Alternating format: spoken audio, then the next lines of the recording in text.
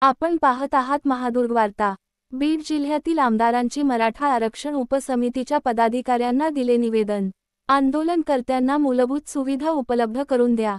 मुंबईतील आझाद मैदानावर मराठा समाजाला आरक्षण मिळावे यासाठी मराठा योद्धा मनोजदादा जरांगे पाटील उपोषणाला बसलेले आहेत। या पार्श्वभूमीवर 30 ऑगस्ट शनिवार रोजी बीड जिल्ह्यातील आमदारांनी मराठा आरक्षण उपसमितीचे अध्यक्ष तथा मंत्री राधाकृष्ण विखे पाटील यांच्या निवासस्थानी आयोजित बैठकीस उपस्थित राहून या बैठकीत मराठा आरक्षणाचा तातडीने तोडगा निघावा यासाठी मनोजदादांच्या मागण्या मान्य करण्यात याव्यात अशी ठाम भूमिका मांडली। तसेच आझाद मैदान परिसरात आंदोलनकर्त्या मराठा समाज बांधवांना मूलभूत सोयीसुविधा उपलब्ध करून द्याव्यात अशीही मागणी केली। आंदोलन करणे हा लोकशाहीतील एक मूलभूत अधिकार आहे याची जाणीव करून दिली। या बैठकीत ना. शिवेंद्रसिंहराजे भोसले, नामदार दादा भुसे, नामदार बाबासाहेब पाटील, ना. मकरंद आबा पाटील, ना.